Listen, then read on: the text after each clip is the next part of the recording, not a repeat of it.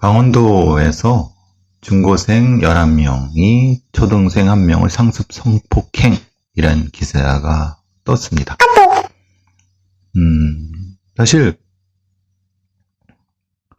아침에 방송된 여러 방송 프로그램이라든가 이런 걸 통해서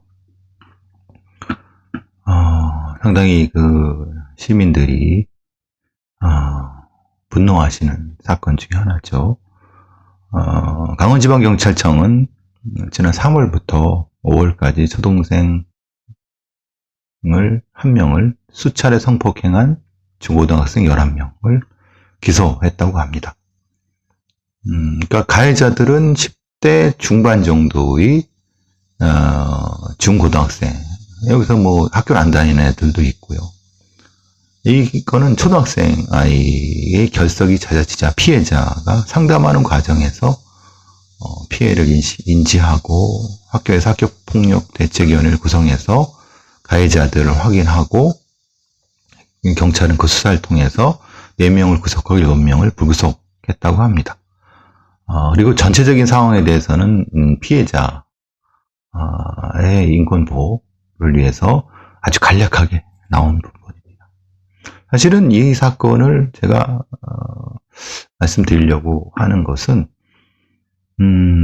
사실 우리 수사기관이나 언론기관에서 이런 사건들이 어떤 사건인지를 제대로 인식하고 있지 못한 것 때문에 그렇습니다.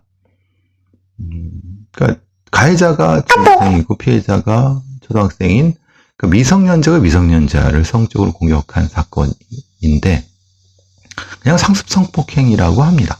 이렇게 부릅니다. 그러니까 이 사건이 무슨 사건인지 어떤 범죄 분류로 분석이 돼야 되고 어떤 틀로서 인식을 해야 되는지에 대한 그것은 거의 없습니다. 우리나라의 수사기관이라든가 그냥 단일 사건처럼 단일 강간 사건처럼 성범죄 사건처럼 처리하고 처벌을 합니다. 근데 문제는 잘 보시면 아시겠지만은 이들 중에 4명, 11명이지만 실질적으로 기껏해야 처벌을 받는 거는 구속된 4명 중에서도 기껏해야 한 2명 정도밖에 안 될 겁니다.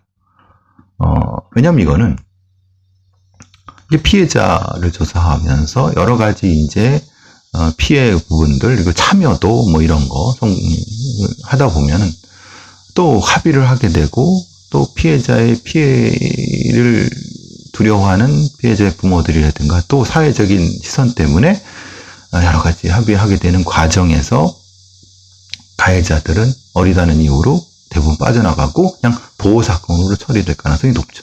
그 중에 이제 주도를 한 몇몇 정도만 형사사건으로 처리된다 하더라도 이 경우는 그렇게 형량이 높지 않습니다.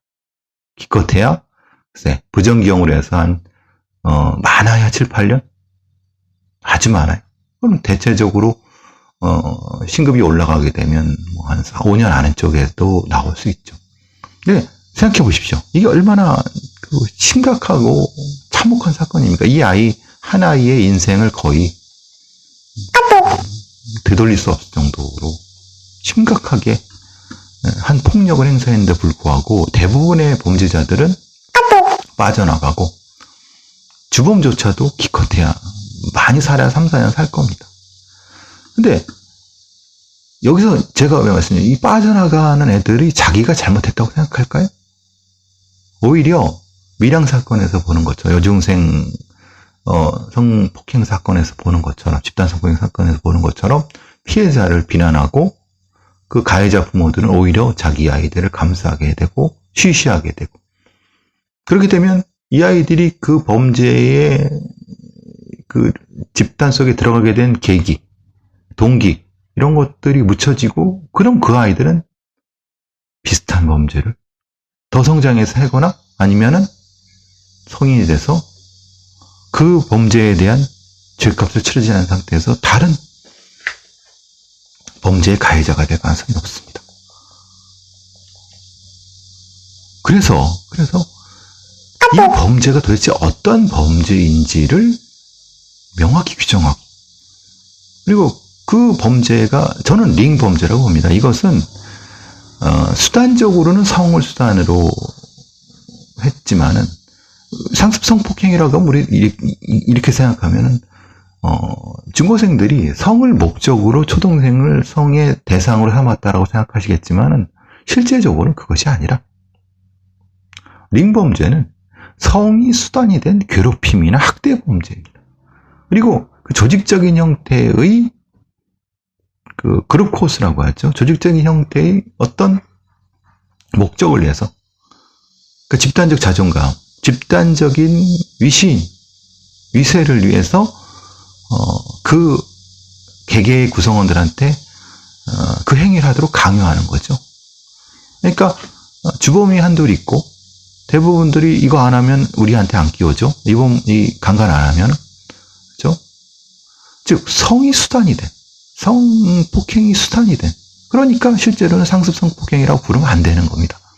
물론 결과적으로는 다시 말씀드리지만은 처리는 성범죄 처리로 될 겁니다. 그걸 제가 말씀을 부정하는 것은 아닙니다.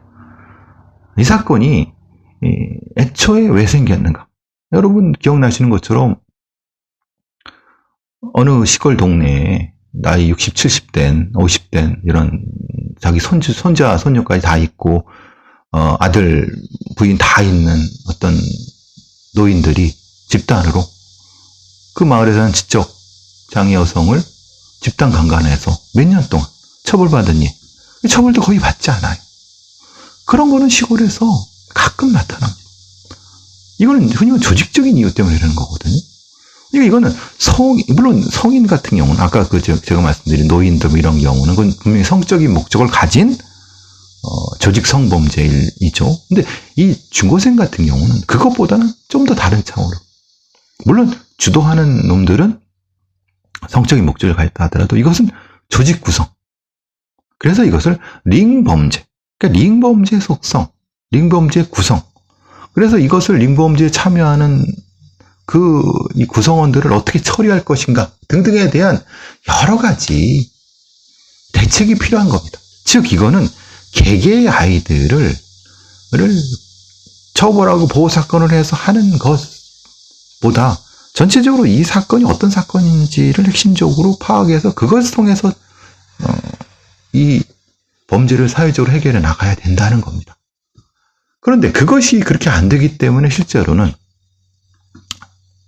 상당히 이런 범죄의 가해자들은 처벌도 받지 않고 뉘치지도 않고 또 비슷한 형태의 즉 이 여러 명이 되면 가해자는 그 감옥에 가지만은 여기서 그냥 대충 처벌되고 처벌을 안 받은 몇몇은 또 다른 형태의 링범죄를 저지르게 됩니다.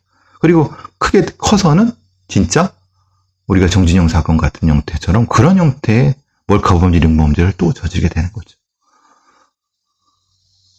사실 그런 시스템을 만들어야 된다는 거, 그런 범죄를 예방하고 이런 링 조직들을 분쇄할 수 있는. 근데 그게 안 돼요. 그러니까 기본적인 인식 자체가 없어요. 경찰도 그런 인식이 없고 언론도 이런 인식이 없어요. 그러니까 단순하게 그냥 상습성폭행이 이러다. 이게 뭐 이렇게 말을 하면 되죠. 상습성폭행이. 무슨 속보 전합니까? 참 답답해요. 범죄를 제대로 몰라요. 그리고 그 범죄를 제대로 모르기 때문에 어떻게 예방해야 되고 어떻게 대처해야 되는지도 몰라요. 그리고 그 대처의 조직이 어때야 되는 거. 제가 분명히 다시 한번 단언 드리건데 이 경우 11명의 범죄자들은 대다수 그냥 빠져나가서 보호사건을 처리해서 거의 처벌받지 않고 부모들도 쉬쉬하고 그냥 말 겁니다. 그러면 그 부모들은요 진짜 위험한 성범죄자를 키우는 겁니다. 이때는 뭣도 모르고 참여했지만 이것이 그대로